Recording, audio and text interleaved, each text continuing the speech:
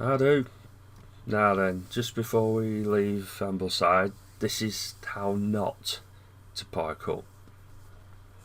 I mean, he's reversed in, and it is a he, but I don't know why on earth he can't get his rear wheel to further to the curb.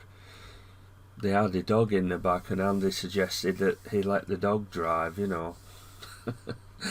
I mean, he's still within his lines, but I don't know. He's just risking getting your mirror clocked off unless you put your mirror in. But there's at least a foot away from the curb there. Not good. Anyway, there we are. Right, so we're leaving Ambleside now. This is part 8 of the drive, and we're going to be heading towards Keswick. But I'm kind of making it up as went along, really. I've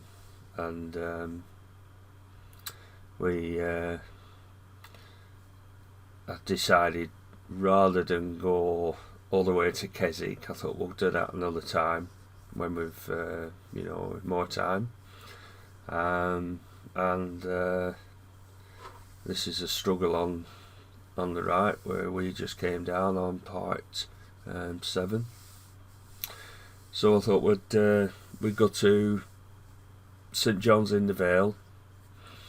I think the pub on the right is called the King's Head or the Queen's Head, one of the two. We once ate there with the Northern Pan Riders, and then go through on the B road there, through to the A66 at Threlkeld. Now, there's a particularly famous landmark in that area, and that's the Castlerig Stone Circle. That's near Keswick. Anybody that's interested, it's just beautiful countryside, a lot of history. So we're on the 591 again, and this is coming up towards Rydal, and on the left eventually will be Rydal Water. Right, so where are we with our bike theme? Black Going. So we've done the deal with Wider Honda. We bought a 2007 Honda Goldwing GL 1800, and sorry for the sniffles, I'm a bit sniffly this morning. And anyway, there we are. So we buys a Honda Goldwing, another one I should say. We'll ride it that away from the dealer toward Longridge to show our friend John Smith. Well, I could tell right away the difference between the red one, the 2003, and this one. It just handles so much better. It was newer. It hadn't been hammered by demo riders, so perhaps it was psychological as well. But it just felt better. Just felt a lot better, and it was essentially brand new. So we had that. This is what was it? September 2007, and we had it for the next just over 12 months. Now, we actually that weekend, I think it was the following weekend, it was a special weekend with the Northern Pan Riders, clearly we haven't got a pan-European now, but we remained in the club. We were PPOMs, previous pan owner member. It was quite a position to hold. That there weren't many of us. In fact, one of the members, let me just think who it was. I think it was David and Barbara over in Scarborough. They actually purchased a gull wing on the strength of us buying a gull wing. So they changed their pan for a gull wing. So yeah, so there were one or two people that were showing interest, you know, and having a good look at the bike, at the gull wing, with a view to, you know, perhaps dipping their toes in themselves, you know. So anyway, I digress. So I think it was the following weekend, after we bought the gull-wing, we had this weekend special at the Stirk House, that's it, hotel in Gisborne, Lancashire, and that was an absolutely overwhelming success that weekend.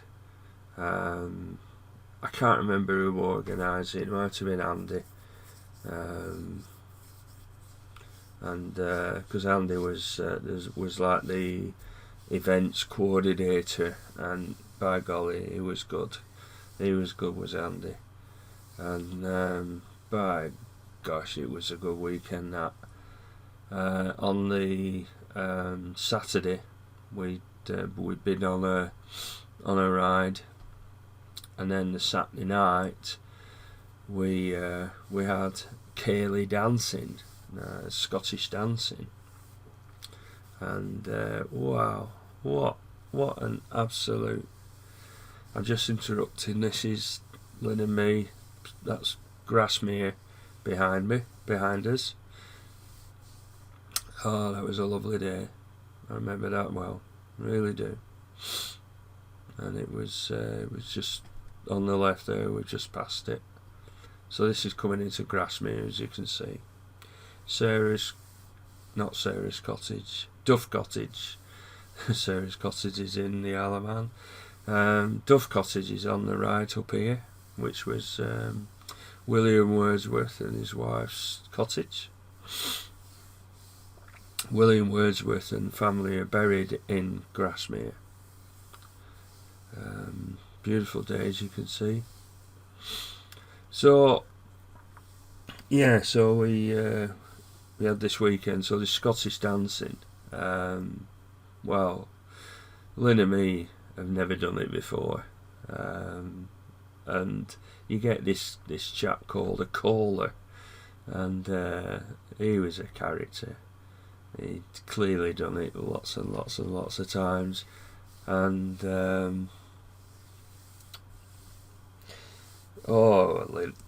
we couldn't get it right. I mean, it was just good fun. But the thing is, I captured all of this on video.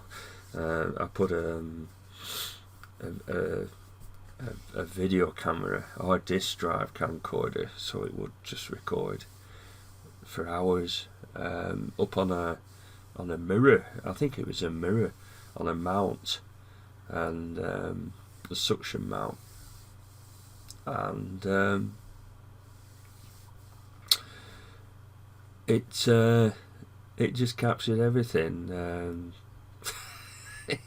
So I think what I'll do is I'll put it up on YouTube, I think, and share it with some of the members that I'm still in touch with, because it was just incredible. And I can hear the caller now saying, no, the other way, Lynn and me were doing it wrong, and one or two others were. But I'll tell you what, there were some members who, really surprised us, that they'd obviously either done it before or just had a flair for dancing, and wow, they really excelled at it. They really did. But yeah, what a good night. What an absolutely fantastic night. And then on the Sunday we went, after breakfast, lovely breakfast, we went on a ride, eventually culminating in well, part of the way a lot of people peeled off, I think, at this stage. We went to Knott End, which is on the Foul Coast, and if you look at Fleetwood, Knott End is directly across the short stretch of water that separates it. And there's a beautiful cafe there, recommend it, Knott End Cafe, and you can get some lovely food in there. These are all places that I terribly miss now, really do. I really do miss them terribly. So yeah, we ended up in Knott End. So we had a good natter and a catch up, and then we went to Riveter Barn, and that's where I'll pick it up on part 9. So thanks for watching. Bye for now.